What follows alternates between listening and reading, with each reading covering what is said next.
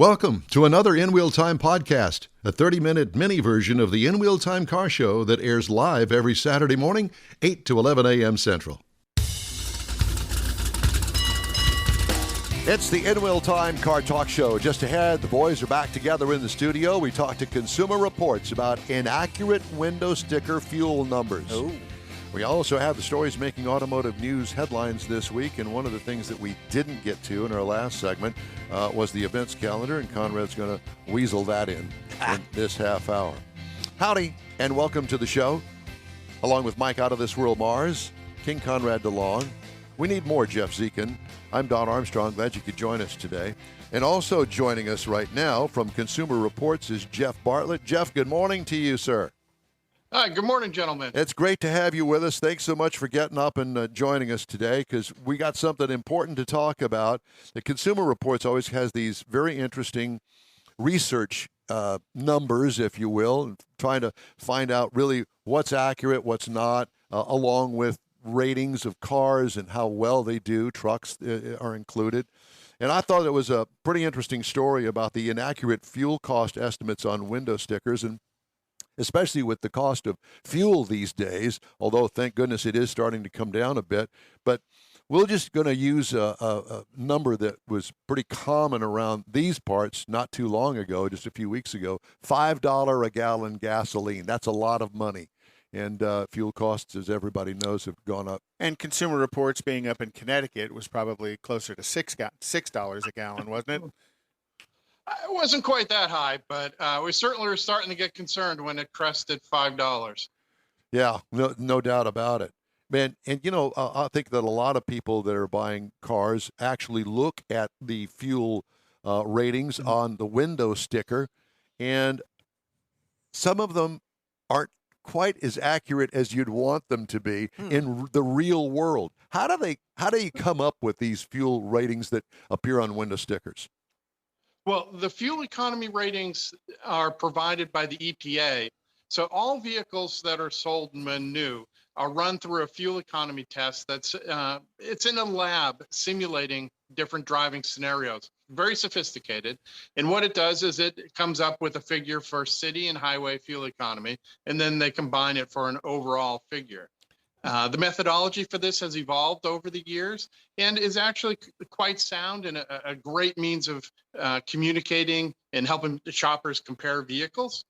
But what we found recently with gas prices being so up, when we took a closer look at the small print that explains the methodology for calculating the cost of the gasoline, then of course based on the fuel economy rating, we found that the figures they're using for those calculations were starting to really venture away from what we're seeing at the pump.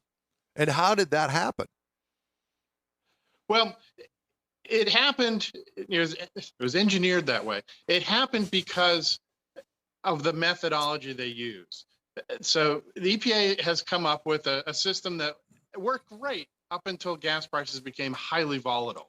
So right now, what they do is they predict the cost of gas 2 years in advance. Oh, gosh. This allows plenty of time for those numbers to be provided to the manufacturers and put on window stickers and so forth. And in normal times, that provides a very useful directional means of comparison. But we've had such a wide shift in gas prices, all of a sudden, what was once really helpful became a bit misleading to shoppers who are walking around the dealership. So even the EPA couldn't predict what a mess we're in. There's some pretty sophisticated modeling that they do. I think that the tough part is predicting accurately 2 years out. The real shocker is there just isn't the ability to shift. Right. So even though, we all saw this coming months ago, that's just not how this particular program works. Don't the airlines do that as well? Not based on cost of the mileage or the Fuel. Well, it's based on the cost of fuel Right. years out, not necessarily mileage. But the airlines do that. Yeah, I assume that most petroleum-based industries are using somewhat similar modeling and sourcing. I'm not as familiar with how the airline industry works. I'm strictly on the street. So, Jeff, for people who haven't seen a new window sticker, maybe they haven't shopped for a new car in a while. The calculation you're talking about is somewhere on that window sticker. It says, at the end of X number of miles, you should have burned so many barrels or so many gallons of fuel, and that relates to an end cost as well. Is that where your calculation fits in? Yeah, that's right. On the window sticker, in addition to listing all the equipment on the vehicle and the the sticker price and the options and so forth, there is a section that's super helpful that calls out what they expect that particular model will consume for fuel over 1 year and 5 years. And in the smaller print, they compare that against what is the average for that year. So there are actually a couple different things at play. It's not just that the projection for the cost per gallon is separated from reality, but there's also the good steady progress of what the average car is able to get for fuel economy. So like right now, where the buyers are going to find 22 and 23 model year vehicles sitting on a dealership, they're actually rated on slightly different scales because fortunately fuel economy has been improving. So the customer needs to be a bit wary. These are interesting directional tools, but to get the more specific costs, which really relates to how you budget, they should look either online or simply grab their phone and take a photo of the QR code that's on every window sticker. That actually provides a really current figure, and it's very easy to use. I had no clue. Wow. So a much more accurate cost of ownership and fuel usage is through your QR code. Why is that? Why is that more updated than the 2-year-old rating? And why don't they put I guess they put the QR code on there for that purpose. Right. So in a way, it's kind of a discussion of print versus the digital worlds. The QR code links to, essentially think of a web page, what is the cost of this car today? And it's just perpetually updated. It works really seamlessly, and I really encourage shoppers to use that, particularly because we found in looking at some of the most recent test vehicles that we bought, the difference in the 5-year fuel projections could be as much as $5,000 to $11,000 difference. Wow. That's huge, especially when obviously we're all facing inflation. That's an important part of your budget, and you really want to know that up front. And Jeff, you bring up a point I kind of want to go to and ask. Consumer Reports does all of these studies. What percentage of buying customers use cost of ownership as a decision point? Well, we don't have a precise answer to that, but I will say price of the vehicle is always paramount to shoppers. That's one number that they can understand and budget for. And we've seen in our most recent survey, we did a car buying survey earlier this year, that pricing is even more paramount right now. Safety is always right up there near the top, but for today's buyer, it really comes down to price. And I would, of course, would underscore that they look at the long-term picture and consider the ownership costs. Ownership costs can vary quite a bit from brand to brand, particularly once you get beyond the warranty period and the free maintenance period for a small number of brands. Jeff, one of the things that we have been actually delving into over the past couple of years is cost of electric versus cost of gasoline. And I think that most people have this preconceived notion that, I've got an electric car and it's not really going to cost me that much. But in comparison, what we have found is if you break it all down, actually owning an electric car today anyway, generally speaking, is more expensive than owning a gasoline car. Of course, on the long term. On the long term, but clearly it has a direct connection with miles per gallon. Oh yeah. And so, on an average, do you know what an average car across the board gets miles per gallon? And I'm not talking about a super economy car, but something. Let's just say, what would be in the mean? Yeah, 30 miles per gallon. Well, so for the answer to that, I would actually turn to the window stickers, which we were just talking about, and I was just looking at.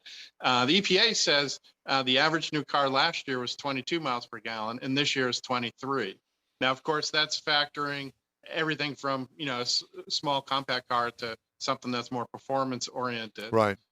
We are seeing that increase steadily, and certainly the mainstream cars are well ahead of that.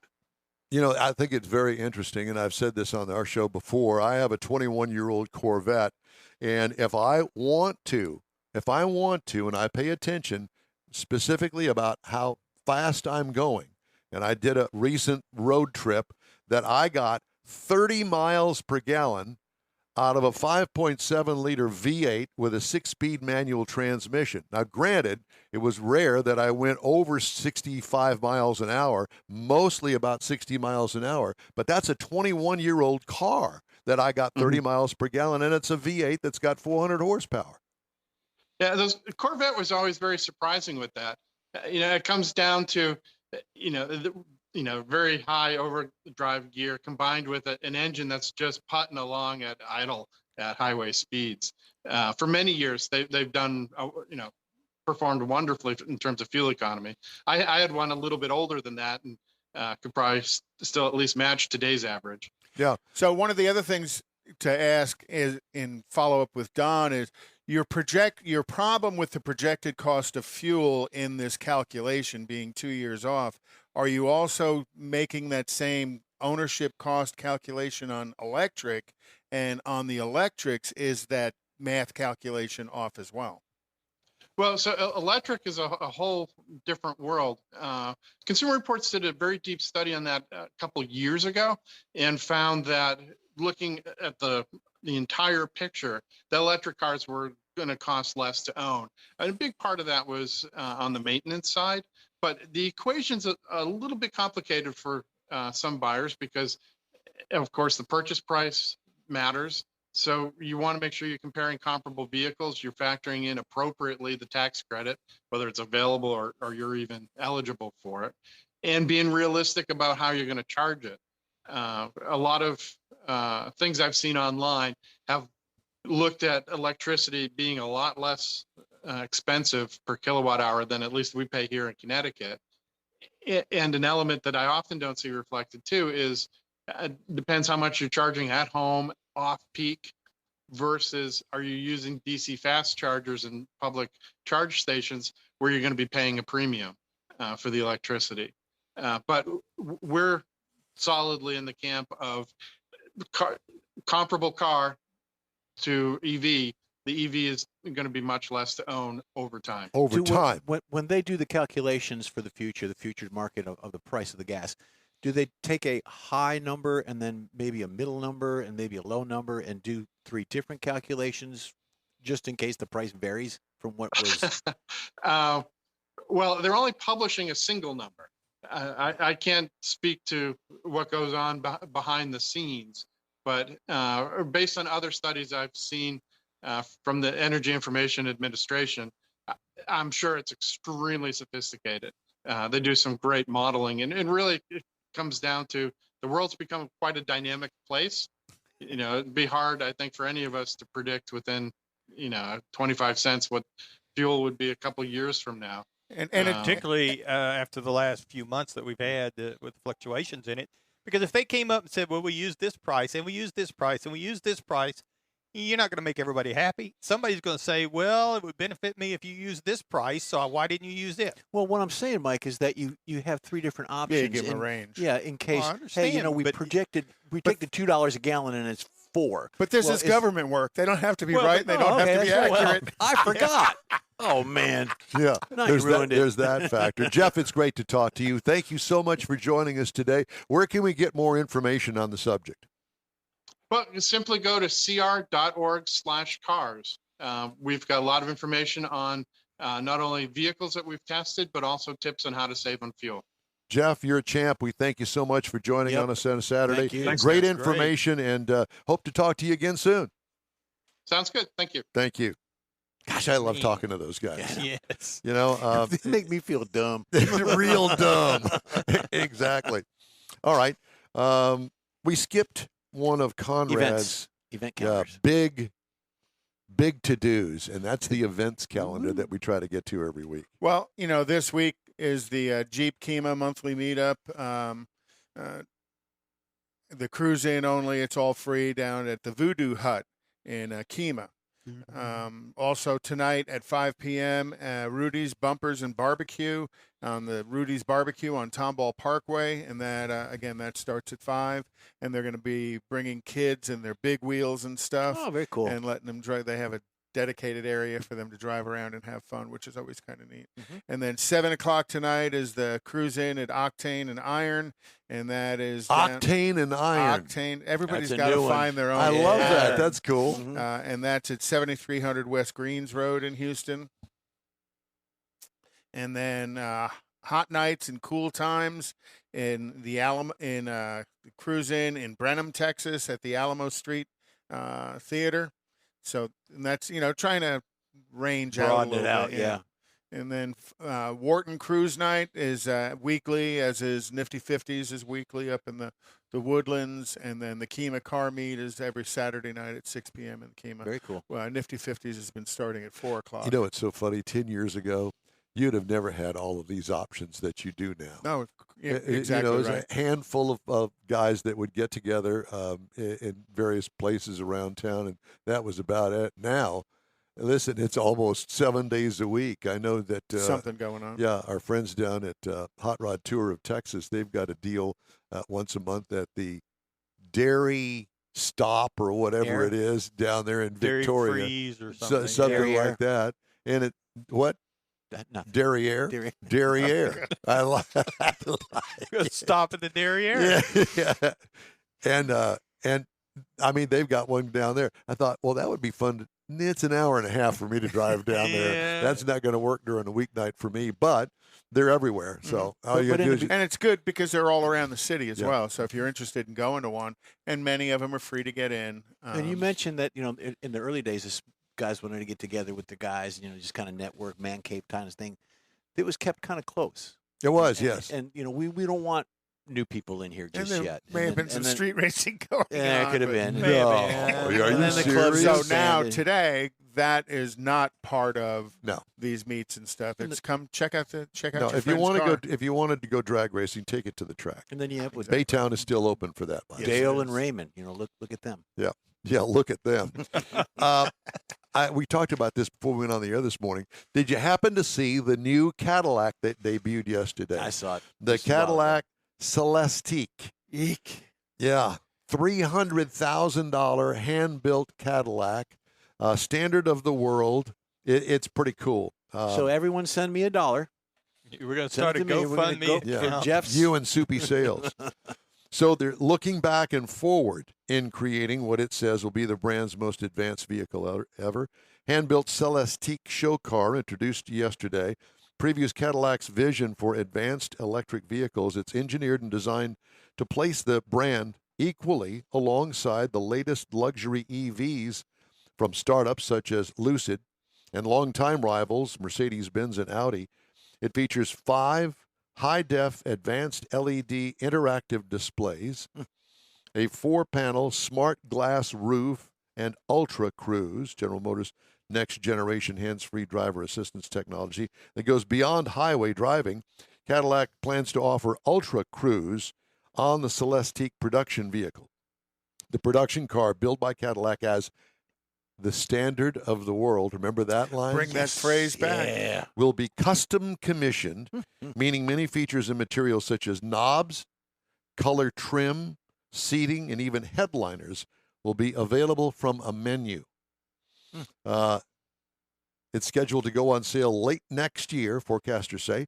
Cadillac has not confirmed launch timing, but it is expected to become the brand's second EV after the Lyriq.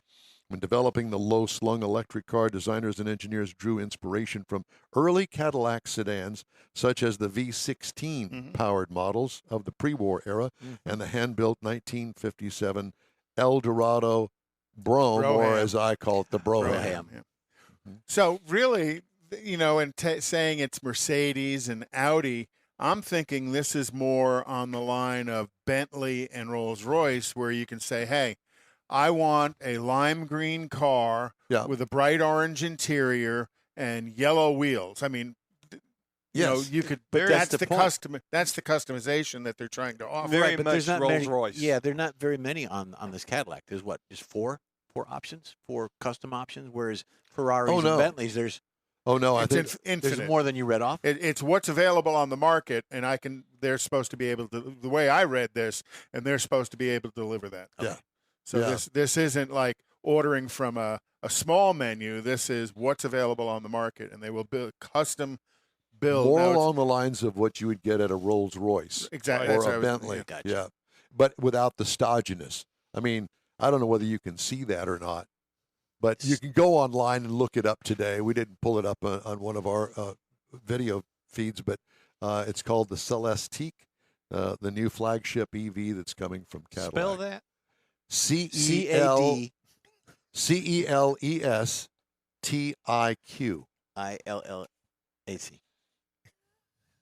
My God. When you have friends like that, who needs enemies? Cadillac, Mike. Cadillac. There Come are on. some recalls to tell you about. Every week. Inoperative high-mounted brake light on the Chevy Silverado 1500 and GMC Sierra 1500 for 2022, being recalled because it doesn't work. A loss of power brake assist, on the Buick Regal 2018 to 2020. Mercedes-Benz GL class from 2020, front airbag may deploy improperly. That'll wake you up. Kaboom! A vehicle may detach from the tow vehicle. The Mercedes-Benz AMG EQS 53, the EQS 450, and the EQS 580 2022 model year. Oops. Disconnect from the tow. tow vehicle?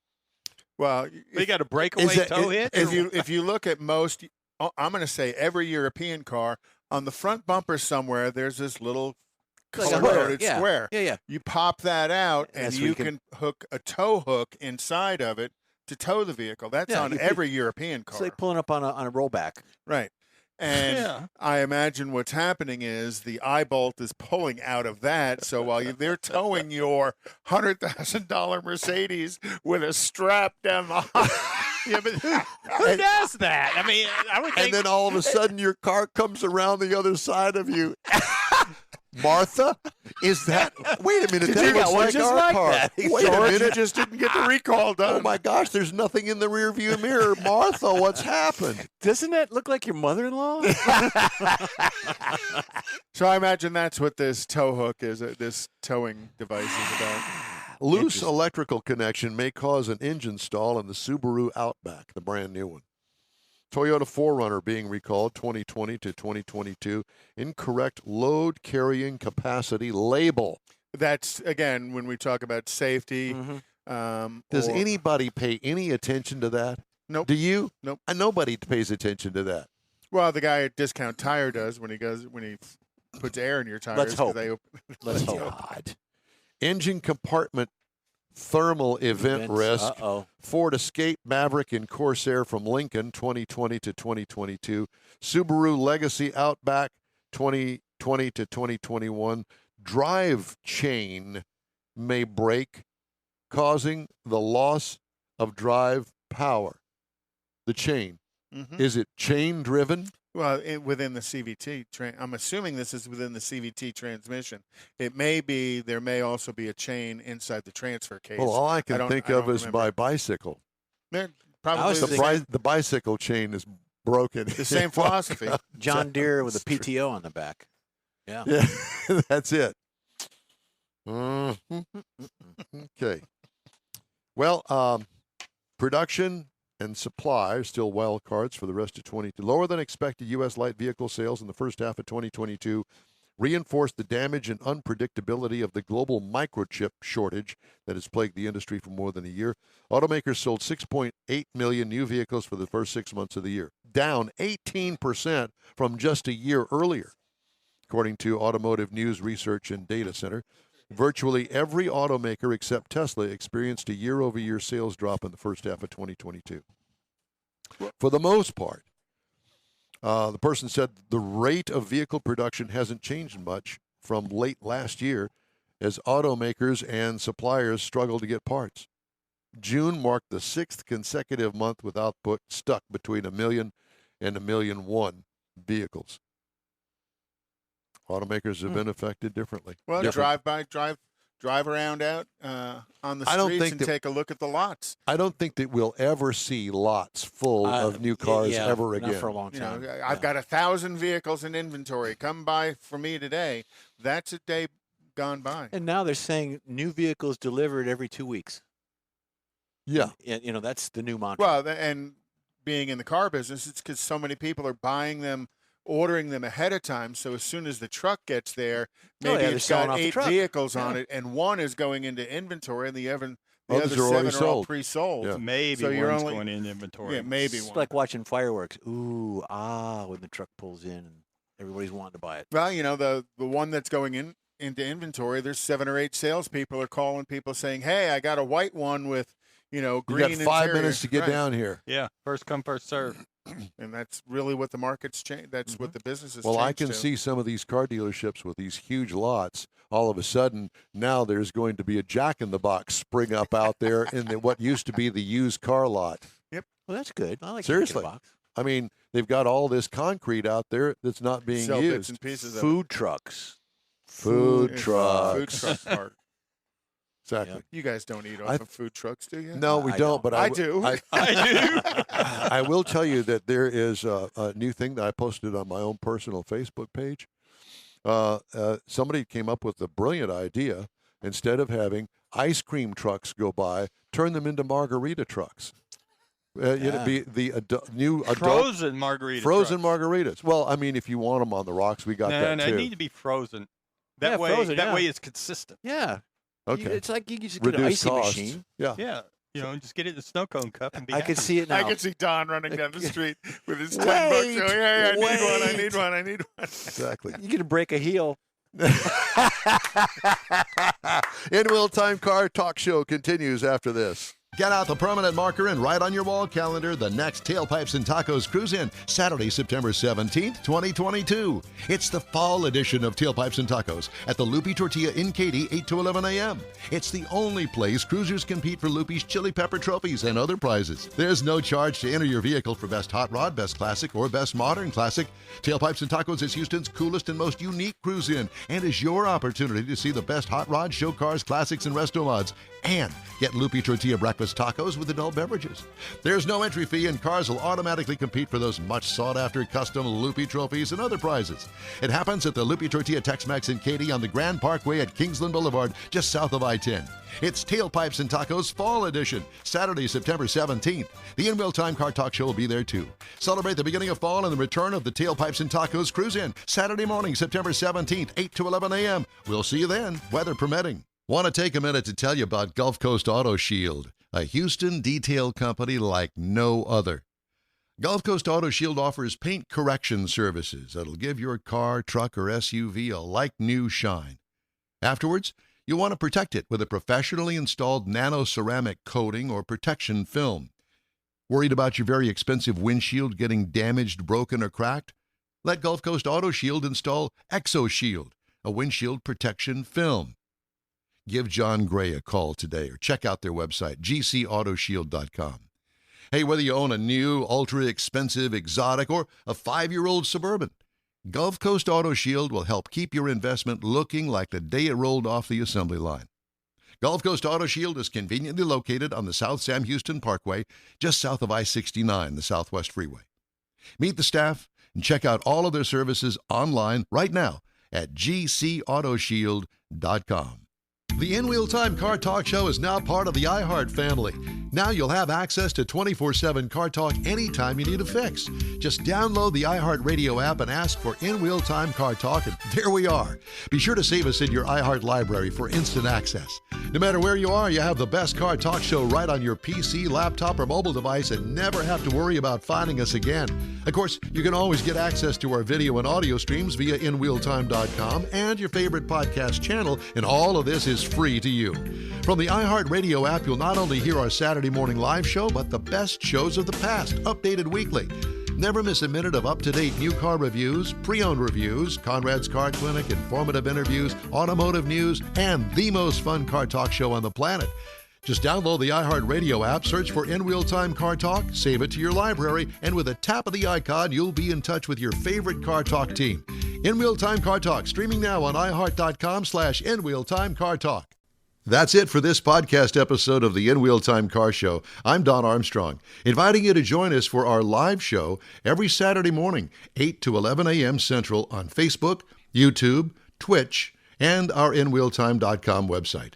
Podcasts are available on Apple Podcasts, Spotify, Stitcher, iHeart Podcast, Podcast Addict, TuneIn, Pandora, and Amazon Music. Keep listening, and we'll see you soon.